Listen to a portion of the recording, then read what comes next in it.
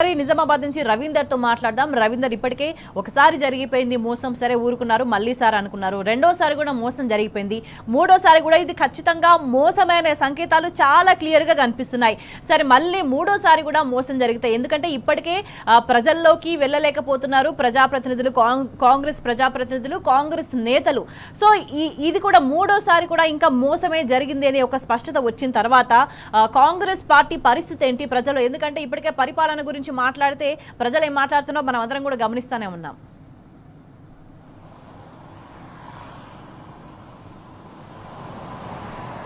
మొత్తానికి అమాయకమైన రైతులని వల్ల మోసం చేసే ప్రక్రియకు కాంగ్రెస్ పార్టీ అధికారం చేపట్టిన కాడి నుంచి దాన్నే అనుసరిస్తూ వస్తుంది. పలు దఫాలుగా మోసం చేసింది. రైతులకు మాట తప్పడం సహజమనే వ్యవస్థను తీసుకొచ్చేసి ఇవాళ వేస్తారు రేపు పడతాయి అనే కాడి నుంచి ఇంకా పడవు అనే వరకు తీసుకొచ్చడానికి ప్రభుత్వం ఆ రకంగా ఆ దిశగా అడుగులు వేస్తున్నట్టుగా స్పష్టంగా కనబడుతున్నాయి. అంటే కేసీఆర్ ముఖ్యమంత్రి కొనసాగిన సమయంలో వరి నాటేసే టైంలో, నారు పోసే సమయంలో రైతు బంధు పడేది. ఇప్పుడు కలుపులు తీసి కోతలు కోసే టైంలో కూడా ఇంకా డేట్లు చెప్పడం పట్ల రైతాంగం ఆశ్చర్యం వ్యక్తం చేస్తున్నారు. ఈ పథకం యొక్క రూపకల్పననే మానవీయ కోణంలో జరిగింది. ఆత్మ నిబ్బరం ఉన్నటువంటి ముఖ్యమంత్రి కేసీఆర్ ఆ రోజు ఆత్మీయ కోణంలో ఈ పథకాన్ని ప్రవేశపెట్టాడు.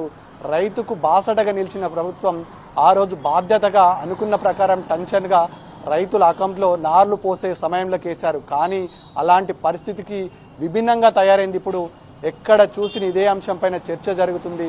నాట్లు పోసే టైంలో ఎరువుల కోసం, విత్తనాల కోసం వినియోగించాల్సిన అమౌంట్ను కోతలకు కూడా అందుతలేదంటే ఈ ప్రాసెస్ జరగడానికి దాదాపుగా 6 నెలల సమయం పడుతుంది. ప్రభుత్వం 6 నెలల గ్యాప్ తీసుకున్న తర్వాత కూడా తమకు ఇస్తామన్నటువంటి ఈ భరోసా కార్యక్రమంలో రైతులు భరోసాను నింపుకునే ప్రక్రియలో పూర్తి స్థాయిలో ఇబ్బంది పడుతున్నారు.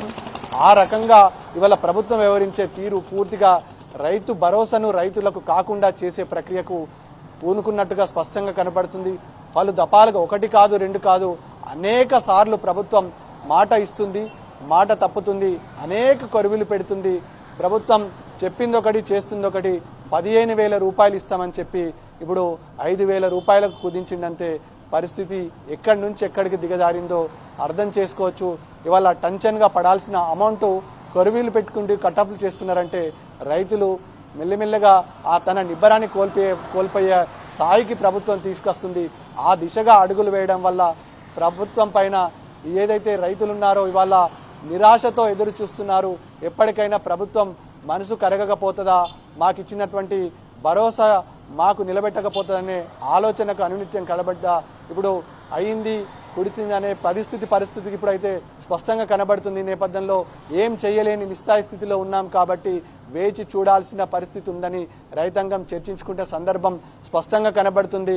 ఇంకా టైం ఉంది, రేపటి ఎన్నికల్లో చూడొచ్చు అనేక అద్భుతమైన ఫలితాలను ఈ ప్రభుత్వం ఎదుర్కోక తప్పదు.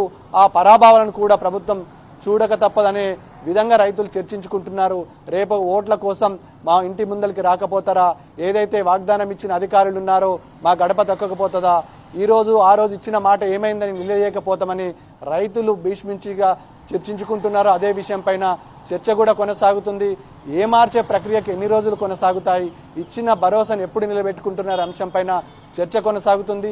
వడ్లు పండించిన రైతులకు పూర్తి స్థాయిలో వడ్లు కొనలేదు, కొన్న రైతులకు కొరువిలు పెట్టింది. విత్తనాల కొరత స్పష్టంగా కనబడుతుంది. వాళ్ళ పొలాలు ఎండిపోతున్నాయంటే పరిస్థితి ఎక్కడి నుంచి ఎక్కడికి దిగజారిందో పరిస్థితి మనం అర్థం చేసుకోవచ్చు. కరెంటు కోతలు మొదలయ్యాయి. ఎండిన పొలాల్లో రైతు రోధిస్తున్నాడు, దుఃఖపడుతున్నాడు, ఆవేదన వ్యక్తం చేస్తున్నాడు. నిజాం సాగర్ తలాపునున్నటువంటి అనేక ఎకరాల భూముల్లో ఇవాళ నిజాం సాగర్ కెనాల్లో నీళ్లు పారుతున్న రైతులకు పొలాలకు పారటం లేదంటే పరిస్థితి ఎక్కడికి దాపరించి అర్థం చేసుకోవచ్చు. ఒక్కడే చెప్పచ్చు, రైతు నిదానంగా ఈ అంశం పట్ల పూర్తిగా అబ్జర్వ్ చేస్తున్నాడు. రేపటి ఎన్నికల్లో ఖచ్చితంగా ఈ అంశం పైన నిలదీస్తాడు, బాధ్యతగా తన హక్కును పోరాటించి సాధించుకుంటాడనే చర్చ అయితే యావత్తు తెలంగాణ రైతులు, ముఖ్యంగా ఉమ్మడి నిజామాబాద్ జిల్లా రైతులు చర్చ జరుగుతుంది. స్వేచ్ఛ.